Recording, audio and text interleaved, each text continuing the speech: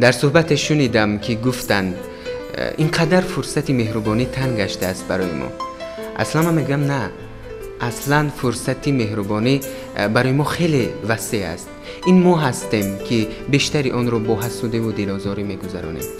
یا اگر کسی گناهی کرد که نتوانستیم ببخشیمش، اصلا گناهی اون بزرگ نبود، بلکه قلب ما کوچک بود که نتوانستیم ببخشیمش. این همه بهانه است که ما همیشه از خودمان دفاع میکنیم.